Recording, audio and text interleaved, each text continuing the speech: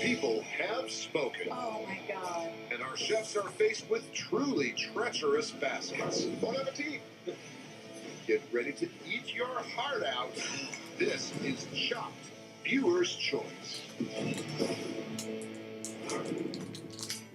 Excited to introduce 4 new chefs. They have no idea they're here for one of the most stress-inducing themes you can be dealt in the Chopped kitchen, Viewer's Choice. First, here's Chef Leslie CROQUETTES. I'm chef and co-owner of Stocked in Brooklyn, New York. My husband and I opened the restaurant 3 years ago, and now I got my dream job, I have my dream family, and I'm really happy about it. I'm ready to go scout. My style of cooking theme is toward Italian, comfort food. I love garlic, I love herbs. Hi guys, who's hungry? Stocked is a really amazing neighborhood restaurant. My kids' teachers, my kids' soccer coach, everybody's there. It's like it's such a community hub. When I win the $10,000, I want to invest it back into the restaurant. I'm ready for Chopped. I'm ready for the high pressure. I'm ready to go. Next up, we welcome Chef SERGE Pambo. I'm the sous chef at Evan Mehdi in Rockville, Maryland. I was born in Gabon, which is a country in Africa, but I spent the majority of my life in France, so my cooking style is a French cuisine open to the world. Dinner is ready. I always wanted to be a star, to be on the spotlight. I sacrificed everything to come to America to be the best chef. And now I will be the next chef champion. Watch me win. And then there's Chef Ashish Alfred. I'm chef owner of 4935 Bar and Kitchen and Duck Duck Goose, both located in Bethesda, Maryland. Both restaurants definitely draw upon French technique, and with all French food, I think the devil's in the details. I work really, really hard. Everything I cook has to be absolutely perfect. I'm constantly running back and forth between the 2 restaurants. I'll cook all day at Duck Duck Goose, and then all night at 4935. And I'm cooking until 3 or 4 a.m. I put a lot of pride in my food. Winning Chopped for me would be just a huge sense of validation. I'm the next Chopped champion, and I'm not going to stop till I reach the top. And finally, we have Chef ERICK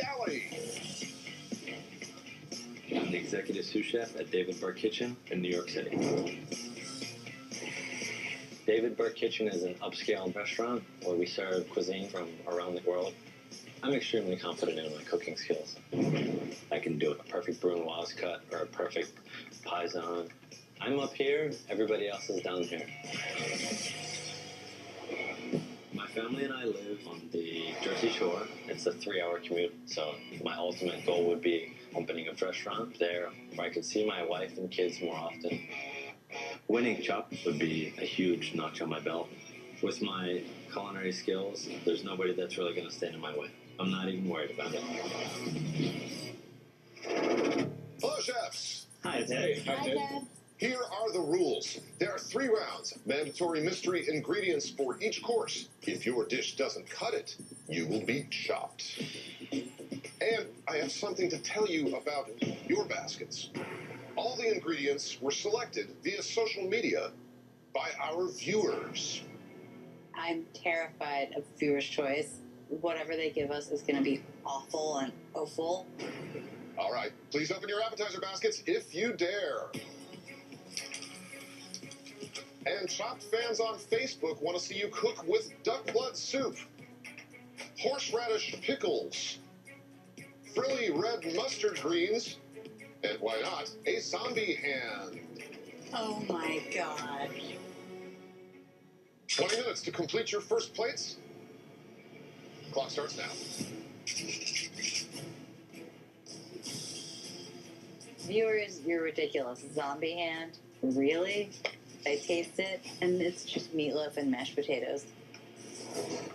I think the croquette is the right strategy for the appetizer round because it'll highlight the fatty, yummy meat, the mashed potatoes, and it'll be delicious. In the potato mix, I add 1 egg, Gruyere, and then put the meat mix in the potato mix. A couple weeks ago, my restaurant suffered an electrical fire. There was a lot of damage. We're closed indefinitely. It's just been painful and scary, and the loss of income is just really starting to set in. So winning Chopped is really going to help the restaurant and my family. Zombie hand. I didn't know we could eat a zombie hand. Thanks a lot, Facebook viewers. I've realized that I can make a nice croquettes. I mix my mashed potatoes, meat, and I'm gonna cook them for about 3 minutes just to have that brown golden color from outside and finish them in the oven. In my French African culture, chef is a profession people doesn't value, and my father just didn't want me to cook. But as a kid, I was dreaming to be the best chef in the world. Cooking was just the ultimate way for me to shine, to share my happiness. All right, so judges, I guess we get a window into the shriveled hearts of our Chopped viewers. The thing that sounds the worst, the blood soup, is actually, it's a Polish specialty. They throw a lot of vinegar in, dried fruits, raisins, a lot of stuff to keep it from coagulating, and it's not that bad. I think there's an opportunity here to make chili. Hey, Facebook viewers, duck blood soup. Nice try. I'm not too scared. It's slightly sweet. It's got little chunks of meat, so I'm thinking chili. I'm making a zombie hand and duck blood soup chili with a potato and cheese croquette. 3 years ago, I was addicted to drugs and alcohol. It was very difficult for my parents to see me as an addict, especially because my father battled with addiction for my entire life. The big thing that made me want to get sober was seeing my father finally get sober and happy. I 120% would love to win for my parents. That would mean the world to them. All right, chefs, 10 minutes left on the clock. Viewers, the horseradish pickles are a great idea. Thank you for that. They can be utilized in salsa with some grilled tomatoes, some peppers, tomatillos. I'm going to make a croquette with a charred tomatillo salsa and grilled red mustard greens. I think the croquette's a good strategy because you can utilize most of the ingredients at one time, and it's going to make for a good flavor combination. For my croquettes, I'm taking the meatloaf, duck blood soup, and chorizo to give it a little bit more depth and body. I'm always striving to be the best. I've worked in 5-diamond-star hotels and the most upscale, best restaurants around. I do. I come in, I bust my ass every day, and if you're not helping me, then just move. Duck blood soup. I instantly think my restaurant has 7 different aiolis on the menu. I'm gonna make aioli with it. And then the horseradish pickles are going to add a briny, crunchy dill factor to go with my hot, crispy croquette. I taste my mustard greens and I immediately spit them into the trash can.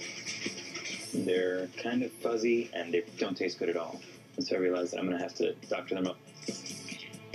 I'm going to make a salad using the horseradish pickle. I make a light vinaigrette with the brine. I add some agave nectar and lemon juice. And chefs, 7 minutes on the clock. I'm gonna use the duck blood soup to make a vinaigrette for my mustard green salad. I'll grab some red wine vinegar, Dijon mustard, and horseradish pickles, and blend everything together. And chefs, 5 minutes to get this done. Really red mustard greens, I'm gonna char them in like a little mini salad. I've got less than 5 minutes at this point. So I run over to the fryer basket, I pick it up, and my croquettes are not crisping. I'm extremely stressed out right now.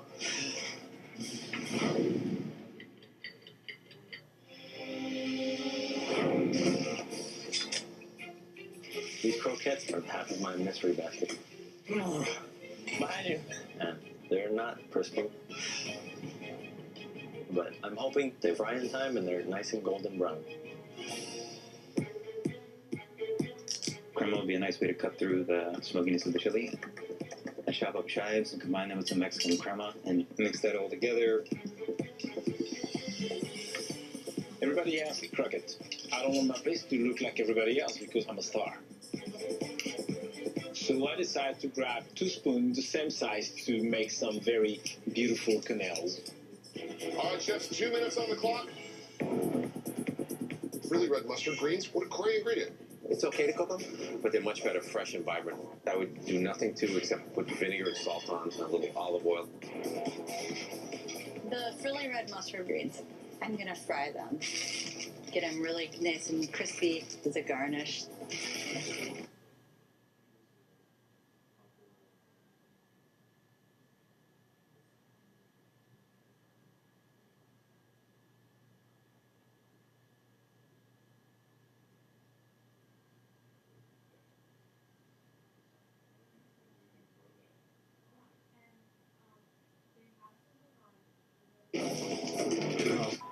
I go to check the basket of my croquettes, and my croquettes are almost gone. They had fallen apart into the fryer, but there's still some crumbs in the bottom. I'm freaking out.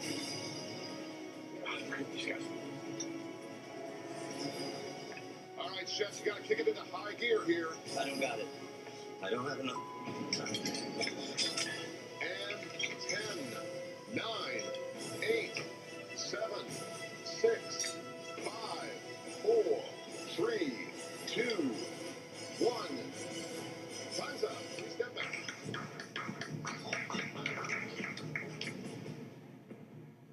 My plate is beautiful, my heart is there, my sweat is there, my love is there. I'm confident.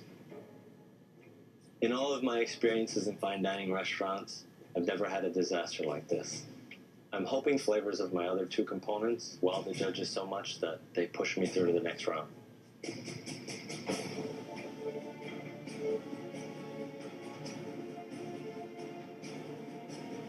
Chefs, you have arrived at the chopping block as the lucky participants in our Viewer's Choice competition. The first basket that Chop fans dreamed up for you consisted of duck blood soup, horseradish pickles, frilly red mustard greens, and a zombie ham. So, Chef Leslie, what have you made? I made a cheesy zombie croquette with duck blood and pickle aioli and crispy mustard green. It's a very pretty dish, and I was going to make a blood joke, but this is bloody good. Thank you. This is just a delicious aioli, and the crust is perfect. I totally agree. And then the acid from the pickles really mellowed out the soup and really works well with the croquette. But it is a little heavy because you have 2 different fried things here. Maybe the mustard greens could have been just left raw. Sure. So, Leslie, when you're not cooking with zombie hands and duck blood soup, where are you cooking? I own a restaurant with my husband, but the restaurant had a fire and we've been closed. Is the restaurant going to reopen? We're not sure we're going to be able to reopen because we don't know yet how much insurance is going to pay out, and we already put all our savings into it. We're definitely rooting for you. Thank you. Next up, Chef Serge. I made a zombie quenelle salad with a duck blood vinaigrette. I really like the vinaigrette. It's really light, something that the duck blood soup is not. And I think it pairs really nicely with the mustard greens. Thank you. A nice, delicate quenelle on top of this beautifully dressed salad. The acidity, the balance, you got it, chef. But I think you could have probably used a little bit more seasoning. It would have been better, crispy the whole way around. It's unfinished. It just needed a few moments more because it didn't really get that real caramelization. All right.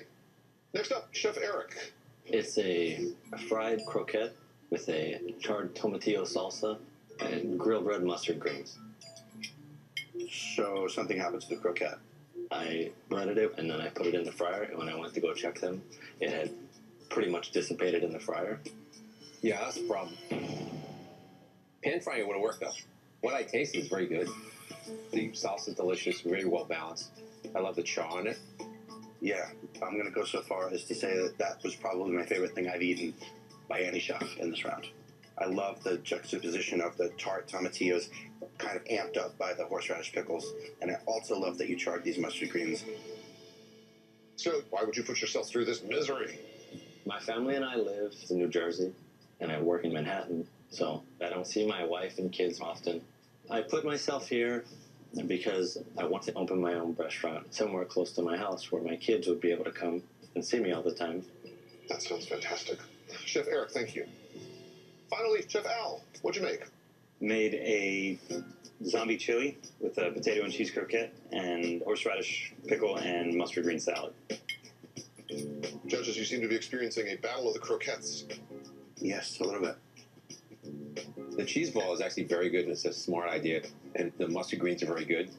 Yeah, the idea of chili is very smart. It works well with this basket. But you need more jalapeno, add some cilantro, maybe some chopped raw onion. Yeah, it's reading a little flat. You need more spices. It takes a long time to sort of develop a really good chili. How did you find your way into the restaurant business? I started working as a barback when I was probably 17 years old. Developed a nasty little drug habit in D.C. So I said, maybe if I can go to culinary school, I'll be so busy that I won't do drugs, and that didn't happen. And then April 12th, 2014, I decided that I was just kind of done. Sat in rehab for 30 days, came out, and every day's been a blessing since. Congratulations. All right. We'll call you back soon with a decision. Thank you, chefs. I wonder how many viewers have actually eaten duck blood soup because it wasn't that bad. No, it wasn't that bad. No. Nice try, guys. It was good. It was good. This wasn't too bad. Like, I wouldn't... It could be worse. It Yeah, could be two more worse. rounds, so. You never know.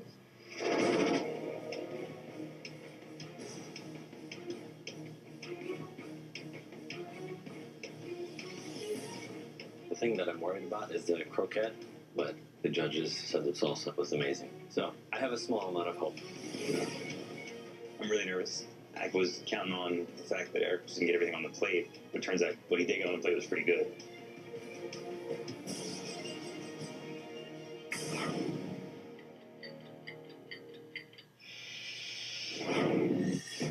We cannot continue to the second round with 4 chefs. So, whose dish is on the chopping block?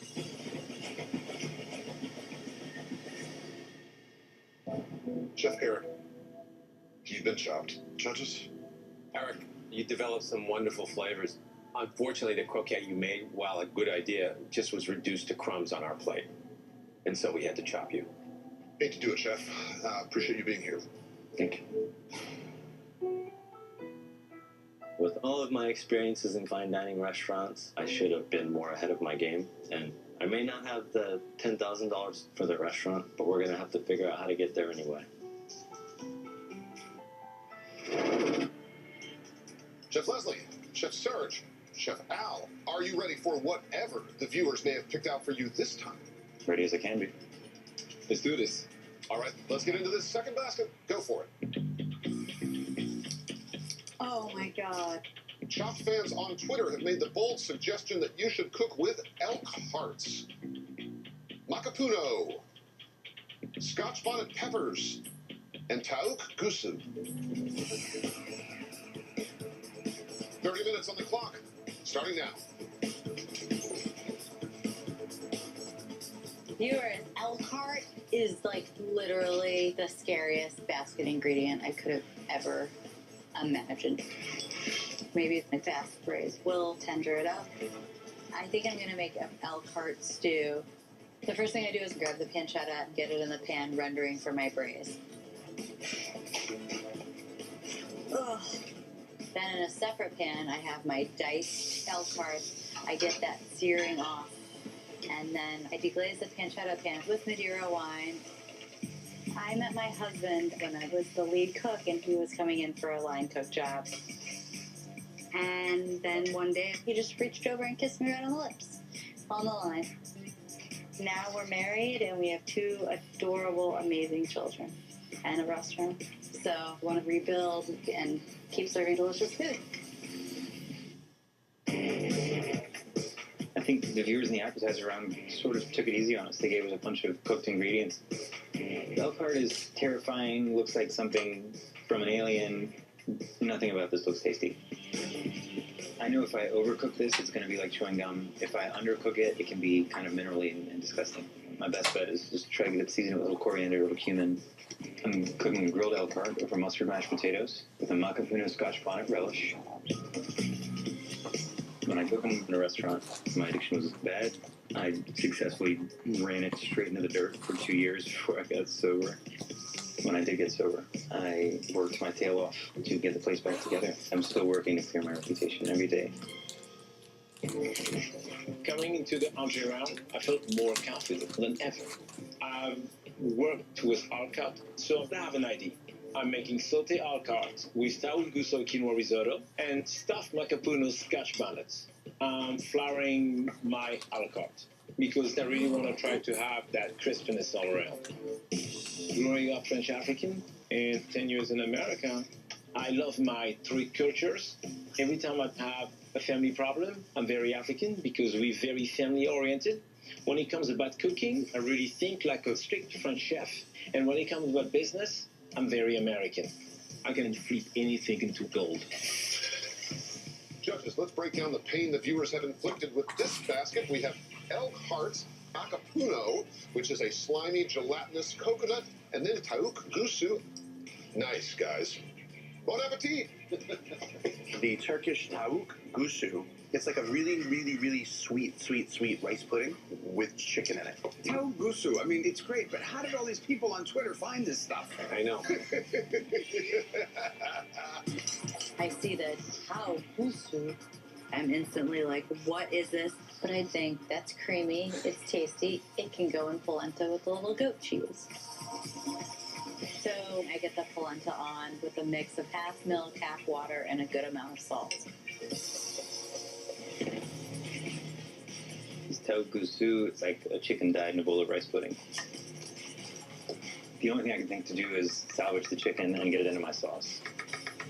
I start to chop up basic mirepoix, so onions, carrots, celery, with some trimming from the heart and some beef stock. Jets, we've got 10 minutes left on the clock.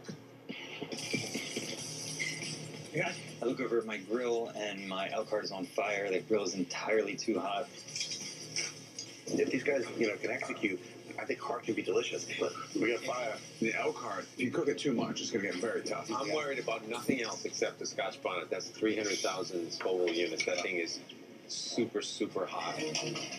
I take my Scotch bonnet straight from the oven, and I decide to stuff them with sweet macapuno. I'm gonna deep fry my Scotch bonnet.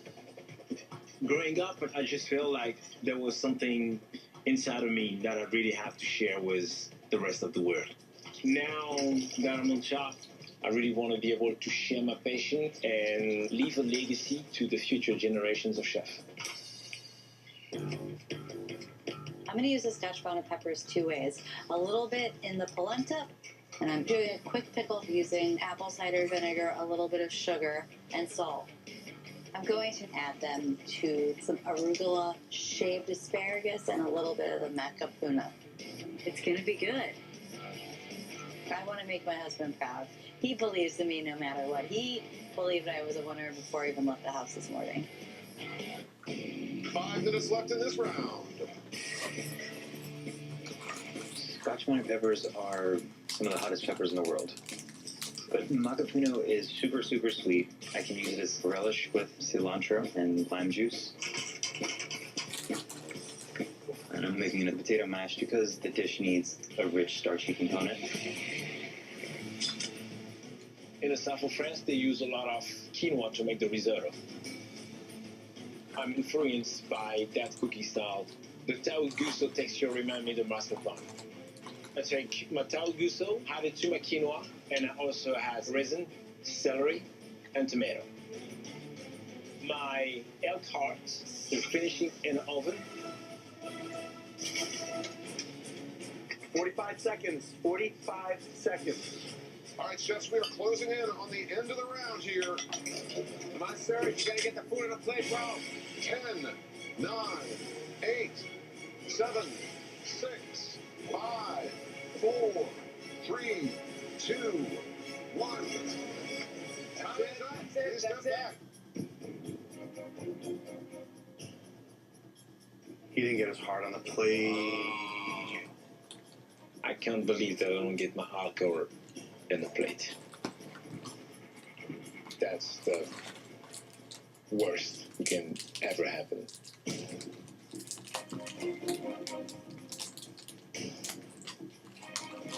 Serge totally didn't get the elk on his plate at all. I feel bad. The competitive side of me feels good because I see that my food is on my plate, but I don't know if I really feel good about winning that way.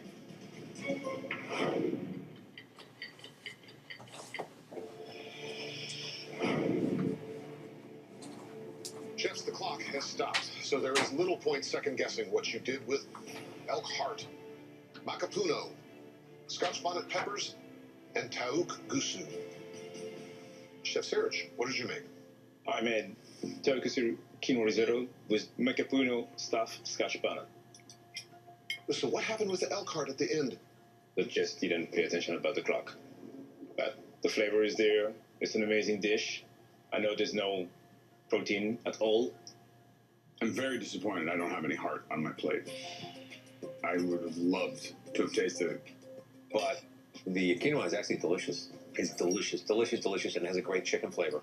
Thank you. You know, I am taking little bits of the Scotch bonnet here and there with the quinoa, and it's really great. I mean, that's how you possibly move on. If this wasn't good, there's nothing to talk about. Thank you, Chef Serge. Next up, Chef Al. Made a grilled elk heart with makapuno, Scotch bonnet relish, and tauk gusu sauce. I like heart more on the rarer side, but this is very rare. Sorry about that, Chef. I mean, it's better that than overcooked, I gotta say. There's a fourth unspoken criteria in this competition, and it's called execution. Serge left the heart off, but that quinoa risotto that he made was perfectly executed. I have a piece of heart here that's like perfectly cooked, but then I've got this, which is like leather. The bits and pieces that cook medium rare to rare are good. It's a really nice flavor. And this Scotch bonnet relish is actually quite good, and it's very moderate. Thank you, Chef Al. And finally, Chef Leslie. So I have a braised elk heart with tasu gusu goat cheese polenta. And the arugula salad is a little pickled Scotch bonnet and the makapuno. To make it stew is very smart. However, you have to understand the protein you're cooking is it's stewable. It is stewable in 90 minutes. So your heart is so tough, it's almost inedible. I do have to agree, but I do absolutely love the sauce that you got. And I really like the flavor of the polenta. It's a little on the sweet side, which I think was part of the challenge because two of the ingredients, the makapuno and the tauk gusu, were very sweet. This was a tough basket. All three of you stumbled a bit here. These are tougher than usual because they're chosen by the viewers. Where are those viewers? Well, I'm going to give them one of these. Okay. It will be a feat for the two chefs who make it to the end of our Viewers' Choice competition. Hold tight to see who's done it. Thank you, chefs.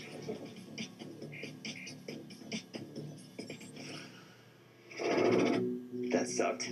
Yeah, that was brutal. Did you get to taste any of your heart? Yeah, it was good, man. Honestly, I was really confident about my dish. About to test the flavor, but I'm pretty sure that I'm gonna beat you out.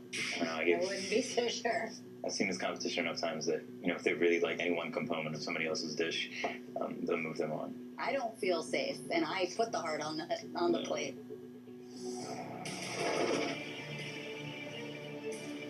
The judges, they were really tough on everyone. The only thing who saved me is the flavor, the beauty, the love. I pray that Ted doesn't have a dish under the cloche. I'm very worried that my tough heart is going to be worse than no heart. I don't want to get chopped at this point because it would be amazing to win the money and be able to rebuild the restaurant.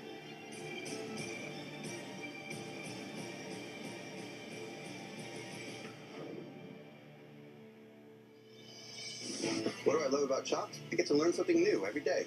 Find out what my fellow judges love about the competition at foodnetwork.com/chopped.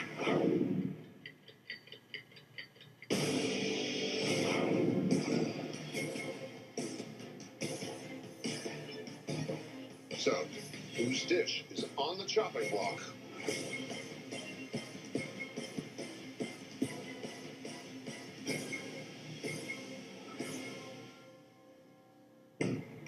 Chef Serge, you've been chopped. Judges? Serge, really loved what you did with the quinoa and the taugusu.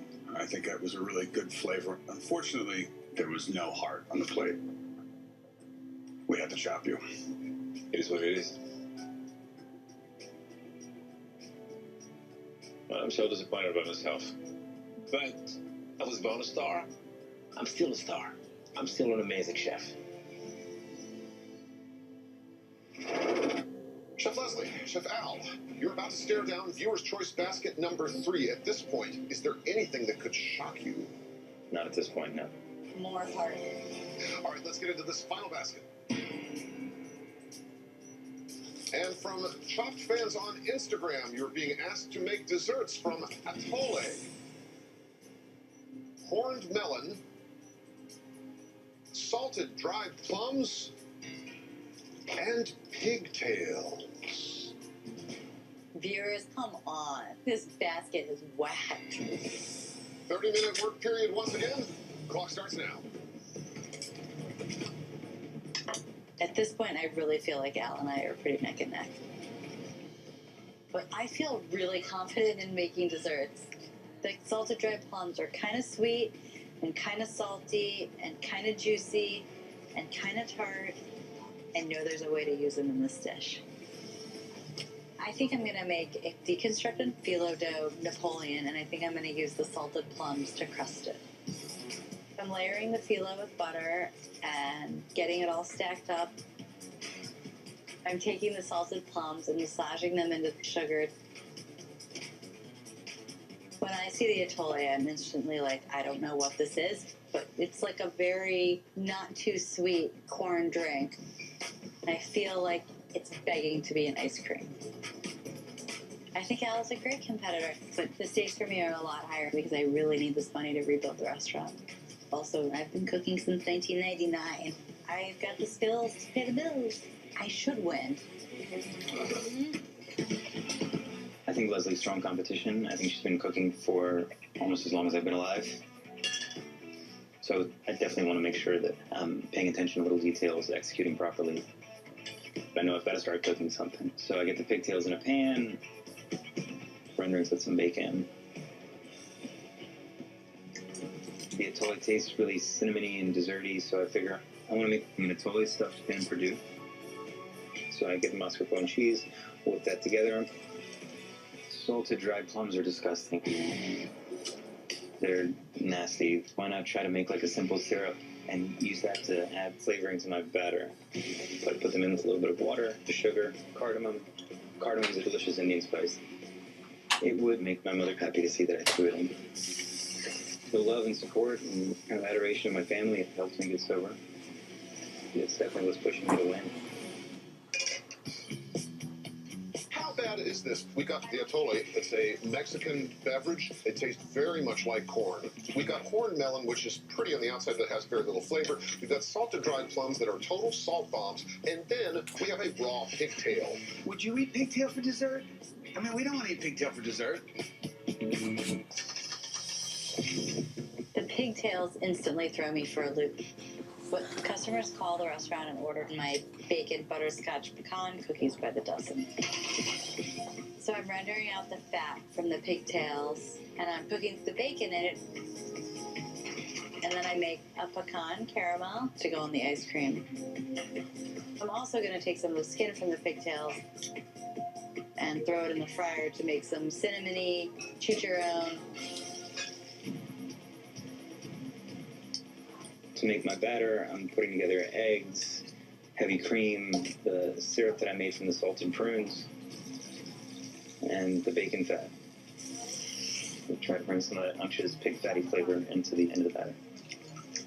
I'm starting to think that I definitely need like a sweet, sugary component to the dish. So I decided to use caramelized apples as the deglaze with a little whiskey. If I was to win $10,000 on Shop, I would give it to Karen Treatment Centers.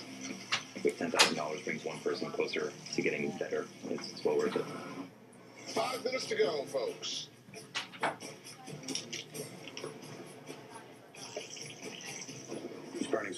say that. Hopefully, He's burning something. yeah, he is.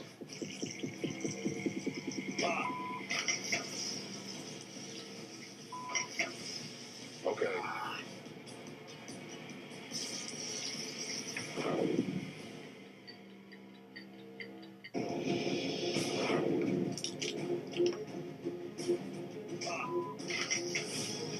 I turn around and see my apples are starting to burn, so I quickly get them into another pan. And I manage to save them just in the nick of time. The hormel looks like it's from Ghostbusters. And it tastes kind of bland. The texture is a little funky. So I add lime zest, some sugar, a little bit of lime juice. The horned melon is frightening. It has way too many seeds. I need some sort of fruit, so I decide to dress raspberries in the horned melon juice as sugar. All right, chefs, I have to call the 2-minute warning. I'm starting to think about my plate and realize that it's going to look kind of bland. I can add some nice colors with some raspberry coulis. So I throw some raspberries in a blender and just get them going until they're smooth. I wait to the absolute last second to pull my French toast out of the oven. Chef Leslie is extracting her ice cream from the machine. If this ice cream doesn't work, I don't know what's going to happen. I'll definitely be chopped. I pull it out. It tastes pretty good. And it's the perfect consistency. Thank God. 20 seconds, guys. All right, chefs, don't forget all 4 ingredients. Get all 4 of those ingredients on those plates. All right, chefs, final seconds of the final round here. 10, 9, 8, 7, 6, 5, 4, 3, 2, 1. Time is up. Please step back. Oh, that was a rough one. I feel like this dessert could possibly be a winner. I'm just praying that everybody likes it. Leslie's got a good looking plate, but I'm pretty pleased with myself. Nice colors, nice textures.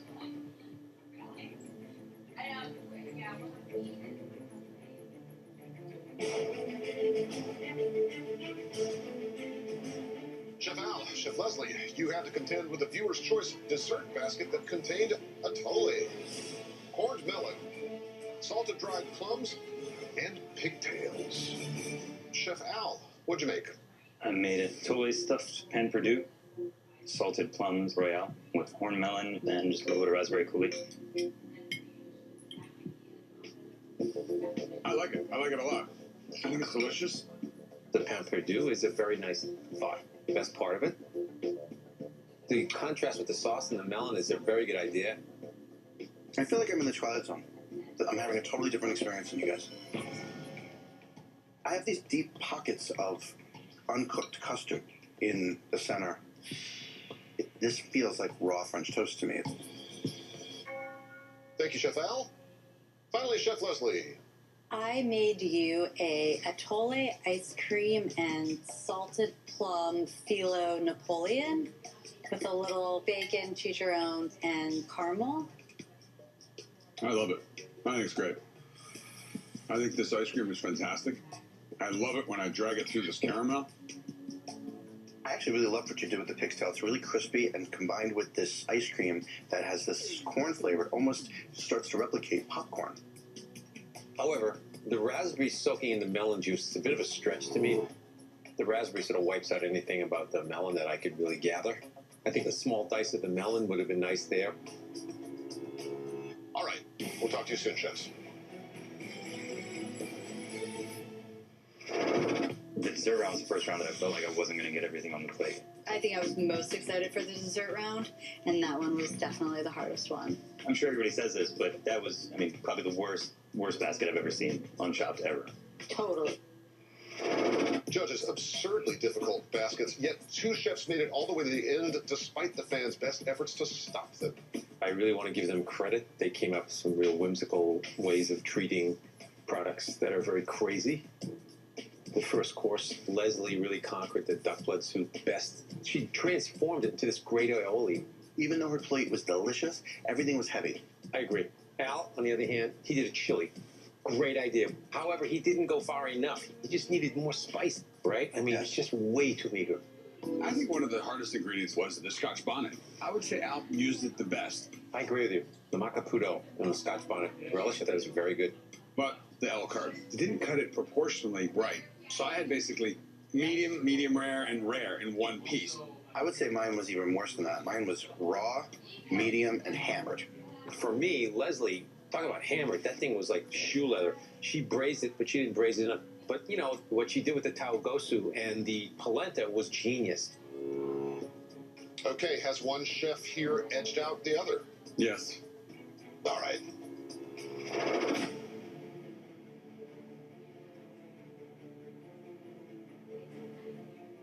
I'm incredibly excited and nervous. I might have won, but I'm not 100%. I'd like to win. It would mean a lot to me. It would give me some sense of validation that I'm sober and I'm taking care of myself. And the hard work I put out. So, whose dish is on the chopping block?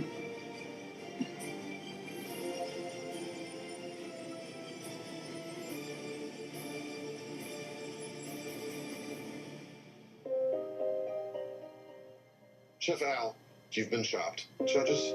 Chef Al, you know, today's viewer's choice, so the baskets were harder than usual. And in the first round, we thought the chili was a very logical place to go with that basket, but it just didn't feel like chili. In the entree round, the El cart was cooked a little uniformly because of the different thicknesses, so we have to chop you. Thank you so much. I'm very proud of myself. Being here was a huge accomplishment for me. 3 years ago, there was a good chance that if you called me, I'd probably be laying somewhere hungover or sick. To be here, feeling healthy, and feeling good about myself, I mean, that's a huge win in itself. And that means, Chef Leslie Kovitz, you are the chopped champion. Great work. Oh my god. That was such a challenge and it was so rewarding. I'm feeling stoked. I'm so happy. I've got the money to rebuild the restaurant. Thank you, viewers, so much for your wonderful El cart, pigtails, and zombie hand. Oh my gross.